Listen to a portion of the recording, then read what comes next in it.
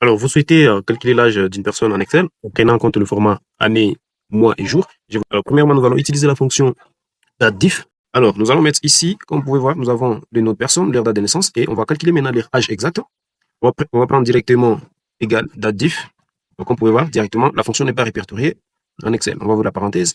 Ici, la syntaxe de la fonction, c'est on a date de départ, point virgule, date de fin, et puis on a le format de date à afficher. Ici, on va prendre date de départ, ça sera l'année de naissance, point virgule, date d'arrivée. Je peux avoir une date du jour, mais je préfère utiliser la fonction aujourd'hui. On reprend la fonction aujourd'hui, point virgule, et maintenant ici au niveau de format, pour le premier cas, je vais avoir le format année. Donc, je vais ouvrir la parenthèse, je vais mettre Y pour hier, donc l'année. Et là, si je ferme la parenthèse, hop, je 55. Maintenant, je vais avoir le format 55 ans. Qu'est-ce que je vais faire? Je vais revenir là-dessus et je mets l'indice d'incrémentation, le commercial. J'ouvre les guillemets et je mets le texte en, je mets espace, hein, comme ça, entre guillemets.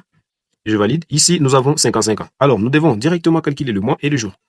Ce que je vais faire, je vais ajouter à cette fonction, je vais ajouter la même fonction, mais en changeant tout simplement le format. Je vais copier la fonction.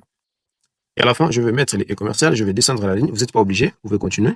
Alors, ici, au niveau de format, je vais mettre les formats YM, donc c'est-à-dire, je vais afficher le mois en ignorant les années. Donc là, et là, je vais changer, je vais mettre mois. Hop. Et maintenant, ce sera autour du jour. Je vais descendre et coller encore la même fonction, tout en ajoutant l'incrémentation ici. Et là, qu'est-ce que je vais mettre? Au lieu de Y, je vais mettre maintenant M2. Donc, je vais afficher les jours, le nombre de jours, en ignorant le mois. Donc, ici, on a déjà les jours, le mois et l'année. Et ici, je vais changer, on va mettre jour. Jour et on valide. Voilà, tout est fait. Tout est fait. Alors, observez ici, c'est collé. Qu'est-ce que je vais changer? Au niveau de moi, je vais mettre un espace à la fin, comme ici, juste pour l'affichage. Très bien. Alors, vous pouvez observer ici, si par exemple, dans la source, on a une cellule vide parce que le format, la colonne âge, devait être automatisé et les dates devaient être saisies après. Donc maintenant ici, si la colonne ou la cellule des dates de départ est vide, vous voyez, l'année qui est calculée là est bizarre. Donc ce que nous allons faire, c'est d'ajouter une fonction juste devant. On va mettre si la référence ici est vide, vous mettez vide. Sinon, vous calculez, vous affichez l'âge. On va fermer à la fin la fonction si.